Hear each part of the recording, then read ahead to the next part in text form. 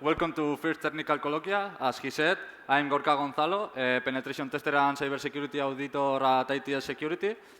Well, so did you know that business email compromise is one of the most harmful attacks a company can suffer?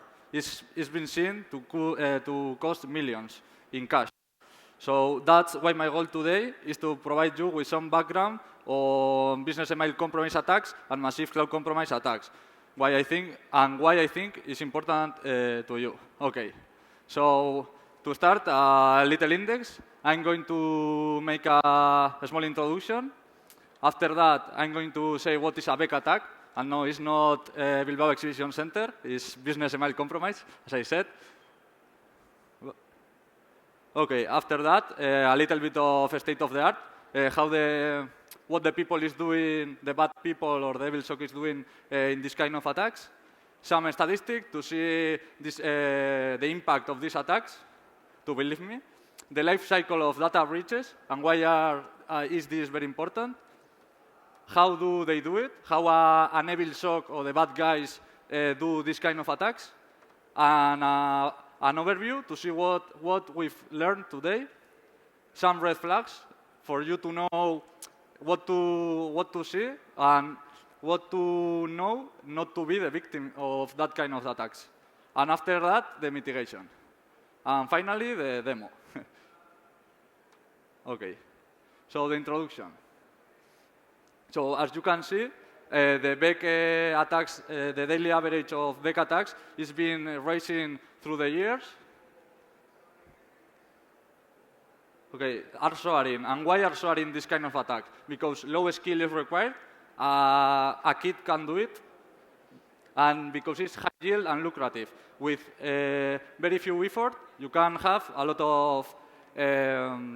of money. Finally, if you do a successful attack, you can gain some bitcoins for sure. So the evil SOC carry out intensive research on their target.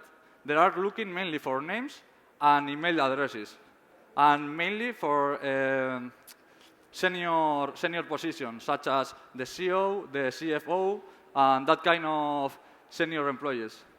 Relies heavily on social engineering because hacking is not involved in this kind of attacks. It's more hacking people than hacking system or servers or that kind of more technical hacking. And the impact is increasing. And we are seeing how a BEC attack can evolve to a massive cloud compromise. And we'll see what is that. Okay, so some titulars, like the BEC scam, remain $1 billion, enterprise targeting. I mean, this is happening all the days and is impacting every company in all the world, no matter the size. Okay, so what is a BEC attack? Okay, a BEC attack is business email compromise. It's a form of cybercrime that is based in a fraud, in email fraud. Okay, so what kind of BEC attack we know? So first of all, we know the webcam attack, the typical email that is saying, I see you doing some weird things in front of your webcam, no? We all receive that kind of emails that are low skill, but anybody can do it. And a lot of people could fish, I mean, puedes caer. Ransomware kind attacks, you receive an email with a word with macros or a zip, and you get your files kidnapped, no? And our rescue is solved. Okay, the invoice or the bad invoice scam, that it could be a client asking you for changing the payment address or to review that some weird invoice. And finally, the SEO scam, something that is impersonating the SEO of your enterprise. Okay, as I said before, this attack normally targets senior employers, such as the CEO, the CFO, people that can move a lot of money inside the company.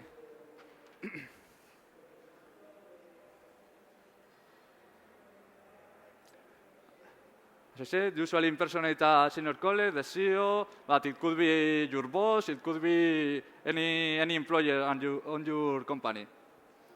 Okay, and as I say, the email will issue instructions such as approving payment, releasing client data, among other things. Okay, so that as the simplified process, that is that first of all your email is compromised, your password is found in a leak, or maybe it's stolen from you via malware or via phishing or any kind of vectors. After that, your compromised account is used to get a payment or any other kind that we see before, the webcam, ransomware, and this is a cycle because when the attacker receives the money, he will try to hack you again or make the fraud to you again.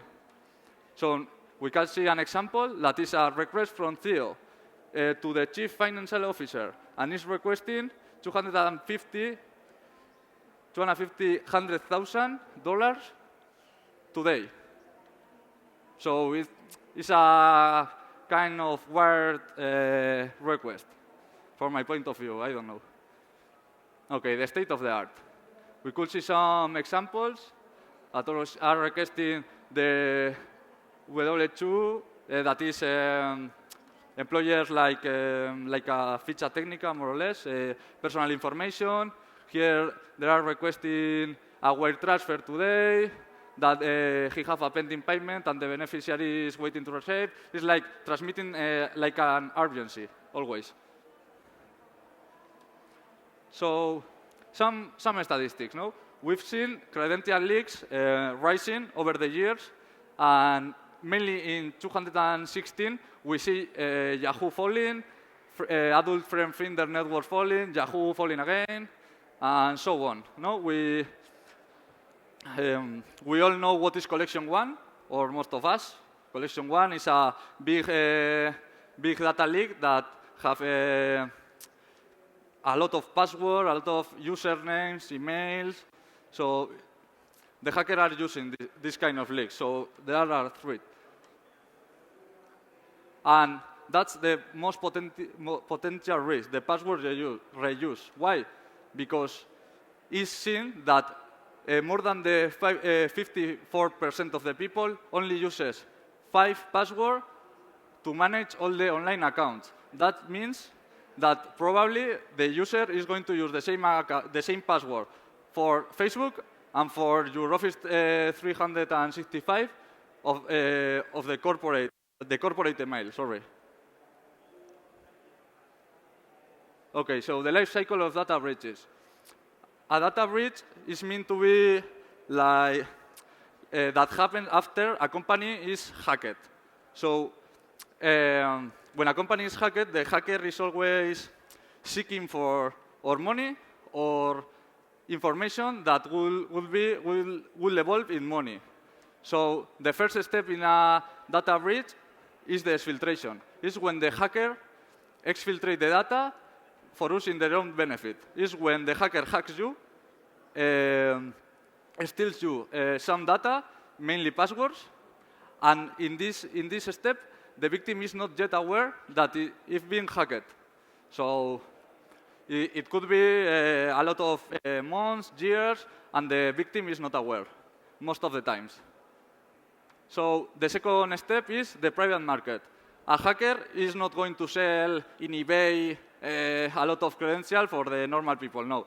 This kind of evil shock or hackers, there are mainly mafias, and they know other mafias that, like in a petit comité that they know, they are going to make money, no? Selling and buying passwords or other kind of dark services. Okay, so the third step is the black market. The black market is accessible for all of us. You all know Tor, or most of you know Tor. So in Tor, there are a lot of black markets, such as Gram, the Silk Road, where you can buy this kind of leaks, and where we, the security companies, buy this kind of, of leaks. And finally, it's going public. We all have seen in Twitter, La 9 de Anon, or any other hacker account, publishing in Pastebin, I don't know, password of Ministerio de Interior, for example. So how do they do it? How do the bad guys do this kind of attacks? Okay, first of all, they do a target selection. This is Devilshock makes a reconnaissance in a target, seeking for, as we said before, names, employer roles, and emails mainly, but not limited to. After that, the OSINT, or Open Source Intelligence Gathering, is made to research and to gather more info, such as interesting names and mail addresses, even more. In this first step, we found the mail addresses and the names in a leak. But in the second time, we are conducting a more exhaustive reconnaissance in our target. After that, Devilshock test the password. No, there's miles between them to see everything is okay, to see if their attacks are going to success. And after that, the Beck attack is conducted. Devilshock launches the Beck attack, send the mails to the CEO, to the CFO, to the employers, to everything. And finally, the mule accounts are used to receive funds. You know, you can steal a lot of Bitcoin and go to Kuchabank and say, give me my money. No, you need like a mule net. You have mafias in Europe, mafias in United States that clean your money. And that's how the hackers received that money finally, because they made transfers to normal people account or to mafia account, and they say, I give you 500 euros. You get, 5,000 euros. You get 500, and the other you send to me to another bank. Okay, you won 500 euros for doing nothing. So a mule is a good job. Okay, the cost of attacks. We've seen the webcam attack costing around 3,000 euros. No very expensive, but just expensive for individuals, because webcam attacks are not so common in companies. The ransomware attack is being to cost 3,000, 100,000 euros, but we've seen costing more than that. You probably heard before that the last month, many Spanish companies that suffered a Ryuk or an Emotet attack, and it's been costing nearly 1 million. So that's the average.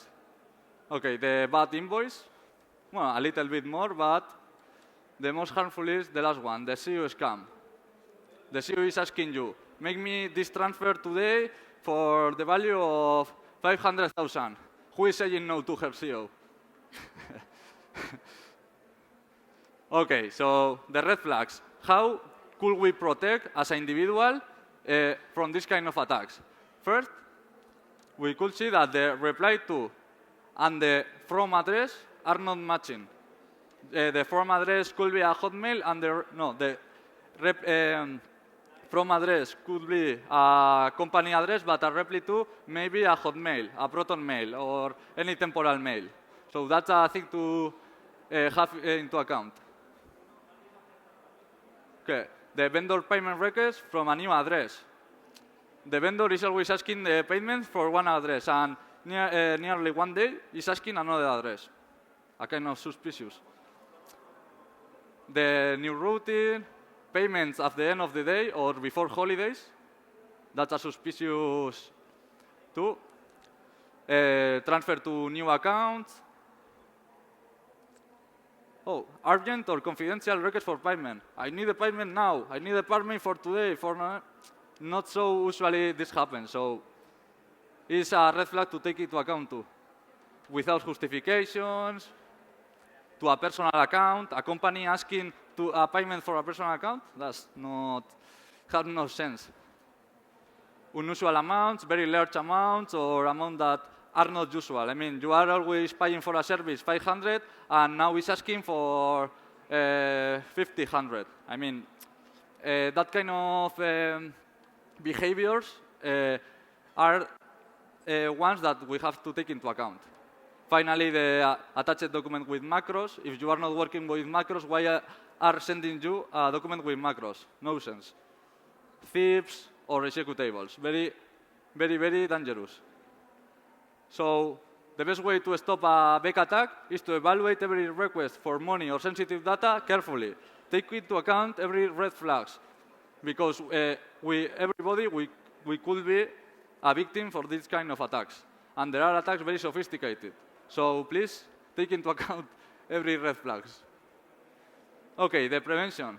How could we prevent this kind of attacks? So first of all, follow the best practices. Monitorize forwarding rules. Notify. Use the common sense. So nobody is asking you a password or, I don't know, it's things that we all do, no? We have to take into account that basic things, not to be the victim. Use the multiple factor, and it's not multiple factor of receiving an SMS or with Google Authenticator. This means that when you receive a request for payment, please take the phone and call that person to verify if this request is legit. Certificate of ownership. Most of banks provide a certificate of ownership of bank account. I mean, if a provider or if a client is asking for a money transfer, please ask him for certificate of ownership. Cost 10 euros. And in some banks it's free. Use digital signature. Why? Because an attacker that is trying to scam you is not going to use a digital signature, or is not going to match with your company's signature. So it's going to be like a big red cross in your inbox. Monitorization. Monitorization is something very important because most of companies could not do it because of the lack of resources, but it's something that could prevent an attack before happening. Because as we are seeing after, a lot of hackers make some kind of modification in your inbox and in accounts that appears in the logs, and appears in the logs immediately. So it's something that we have to monitorize always. And finally, the user training and awareness. As you know, the cybersecurity is like a chain.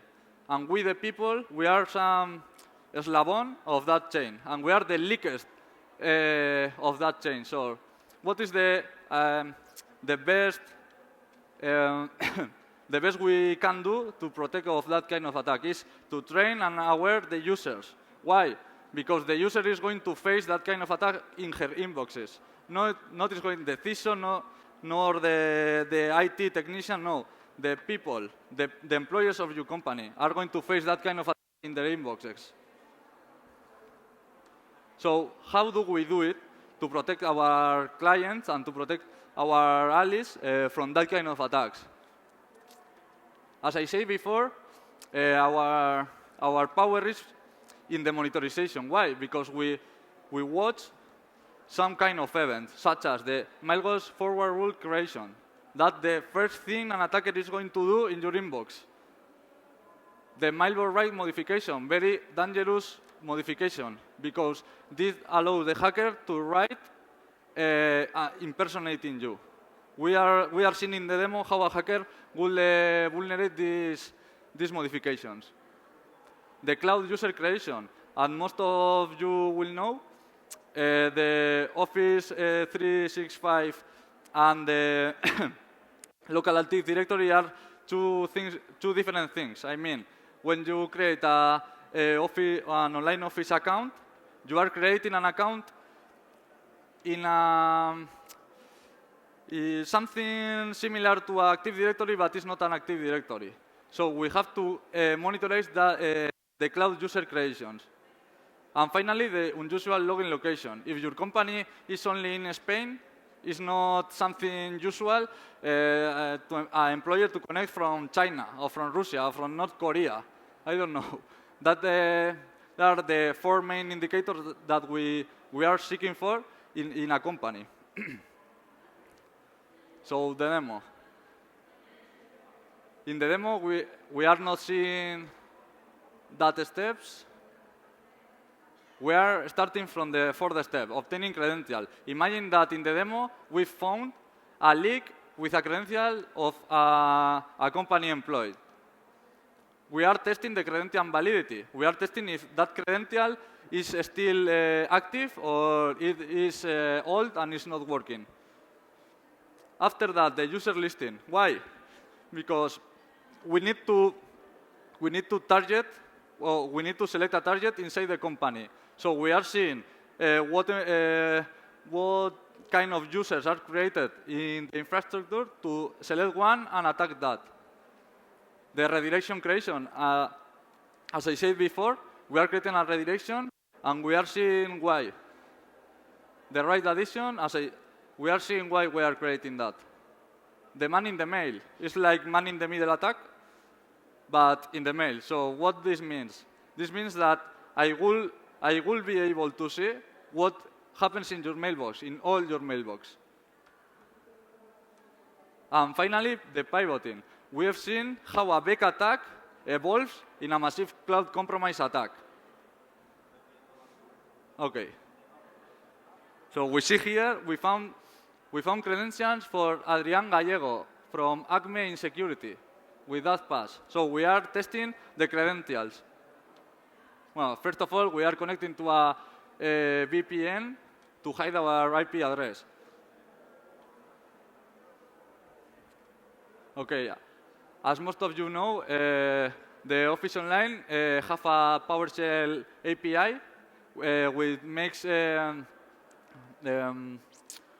us that facilitate us to make some modifications in the cloud.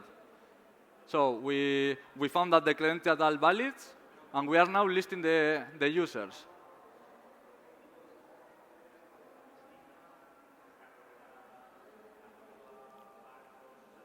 Okay, so we could see that Adrián Gallego, our friend, is an IT technician. Interesting role.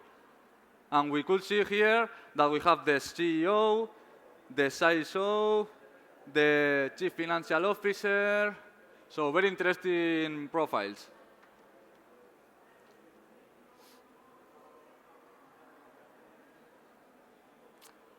And as we said, the IT technician probably will have rights in most of servers, most of cloud accounts, and so on. So we are creating a direction in Sara Blanco's inbox. Sara Blanco is the CEO of the company. So what are we doing here? We are sending all the mails received by Sara Blanco to my own Proton Mail account.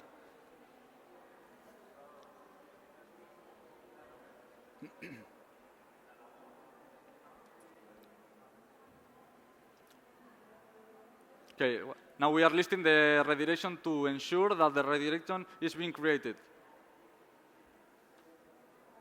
So here it is. Sara Blanco have a redirection to evilshock@protonmail.com with the deliver to mail and forward true. What that means? That a copy of that mail is going to go to the inbox of Sara, but we could say that only me I'm receiving that email.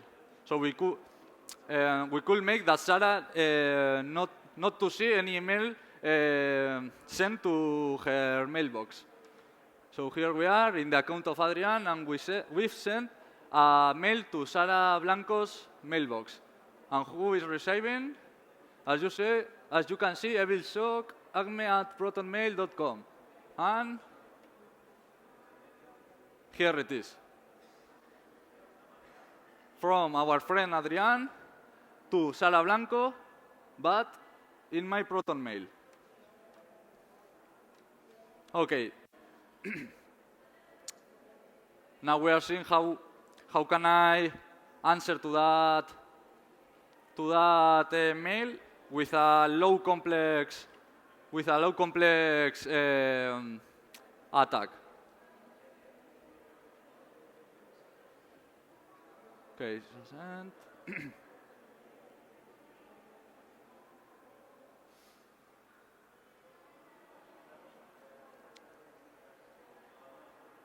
okay, so here it is. You see, Sara Blanco, test message. But we have be aware to the from evilsockacme@protonmail.com. Not really Sara Blanco. But for most of the users, maybe Sara Blanco, I don't know. Okay, now we are making a more complex attacks. As I said before, I'm setting mailbox rights, and I'm sending an email.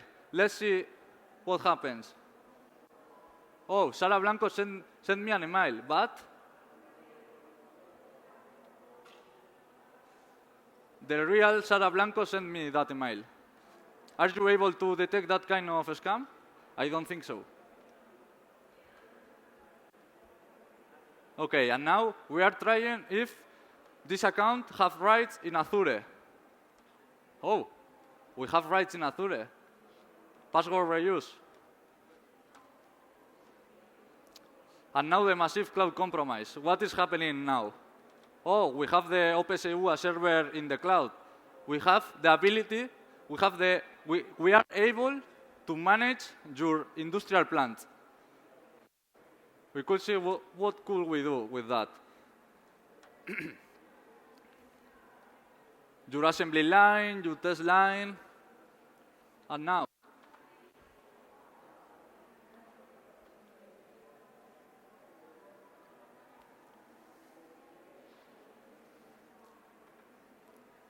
Okay, station commands. Oh, open, pressure, release, variable. Could be funny. Let's call. This change will alter how your production line is configured. Okay. And now the reset. Imagine what impact could this make for your company. Could make losses in money, could make losses in people. So the overview. What we've learned today. That leaks always threats. Password reuse equals abuse. User training is never failing. And monitorize because it's nice. Any questions?